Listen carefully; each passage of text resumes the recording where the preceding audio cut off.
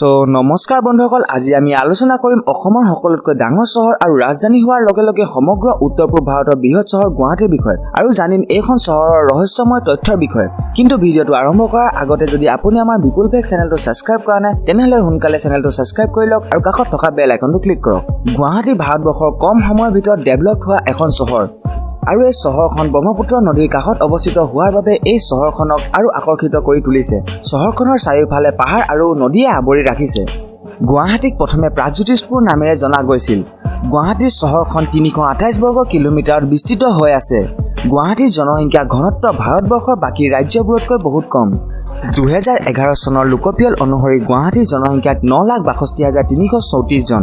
গুৱাহাটী ব্যৱসায়ৰ ক্ষেত্ৰতো ৰাজ্যখনৰ বৃহৎ অৱদান আগবঢ়াইছে। Indian institute of technology centre হোৱাৰ উপৰিও এইখন চহৰ শিক্ষাৰ ক্ষেত্ৰতো বাকী চহৰবোৰতকৈ পিছ পৰি থকা নাই। গুৱাহাটীৰ সাক্ষৰতাৰ হাৰ 92%। Guwahati cultural of hub north east India, gateway of north east India, city of temple, light of north east ইণ্ডিয়াৰ লগতে Guwahati commercial financial industrial hub বুলি কোৱা হয়। এইখন চহৰৰ সাংস্কৃতিক দৃষ্টিৰ ক্ষেত্ৰতো সমৃদ্ধ, য'ত বিহু আৰু অন্য উৎসৱ বহুত উৎসাহেৰে পালন কৰা হয়। গুৱাহাটী চহৰখনৰ বাবে গোটেই ৰাজ্যখনত অৰ্থনীতিৰ বাবে বহুতো পোষ্ট আহে। চহৰখনৰ মেনুফেকচাৰিং কেন্দ্ৰত চহৰখনত অৰ্থব্যৱস্থাৰ ক্ষেত্ৰত ডাঙৰ ভূমিকা পালন কৰিছে, যাৰ ভিতৰত পেট্ৰলিয়াম, ৰিফাইনাৰী, টি মেনুফেকচাৰিং আছে।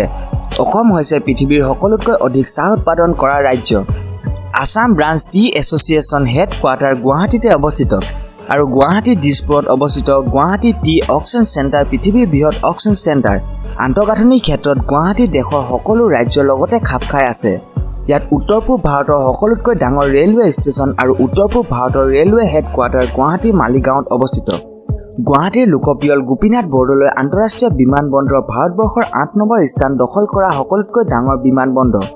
গুৱাহাটীৰ পাণ্ডু পৰ্ট উত্তৰ-পূব ভাৰতৰ সকলোতকৈ বিজি ৰিভাৰ পৰ্ট। নদীৰ ওপৰত বনা পৃথিৱীৰ সকলোতকৈ সৰু দ্বীপ গুৱাহাটীতে অৱস্থিত, যাৰ নাম হৈছে উমানন্দ দ্বীপ, যি গুৱাহাটীৰ মাজভাগত অৱস্থিত। গুৱাহাটীৰ কামাখ্যা মন্দিৰ পৃথিৱীৰ জনপ্ৰিয় মন্দিৰ। এই মন্দিৰ পশ্চিমৰ নীলাচল পাহাৰত অৱস্থিত। ইয়াত প্ৰতি বছৰে হোৱা আম্বুবাচিক মেলাত দূৰ দূৰণিৰ পৰা মানুহ ইয়ালৈ আহে। ভাৰতৰ অন্য চহৰসমূহৰ লগতে গুৱাহাটীতো বহুতো হাই-টেক বিল্ডিং আছে। গুৱাহাটী চহৰক ভাৰতৰ স্মাৰ্ট চিটিৰ মিছনটোত বাছনি কৰা হৈছে। গুৱাহাটীত 10টাতকৈও অধিক স্পৰ্ট ষ্টেডিয়াম আছে। তাৰ ভিতৰতে 2খন আন্তঃৰাষ্ট্ৰীয় ক্ৰিকেট ষ্টেডিয়াম আৰু এখন মাল্টিপাৰপাছ ষ্টেডিয়াম আছে ফুটবল আৰু এথলেটিক খেলৰ বাবে। নৰ্থ গাৰ্ড অৱ গুৱাহাটী প্ৰধান চহৰখন যোগ কৰিবলৈ ব্ৰহ্মপুত্ৰ নদীৰ ওপৰত ব্ৰিটিছৰ ধাৰা নিৰ্মাণ কৰা হৈছিল শৰাইঘাট দলং। 1962 চনত মোগলে কেইবাবাৰো অসমত আক্ৰমণ কৰিছিল, কিন্তু প্ৰত্যেকবাৰে বিফলতাৰ সন্মুখীন হৈছিল।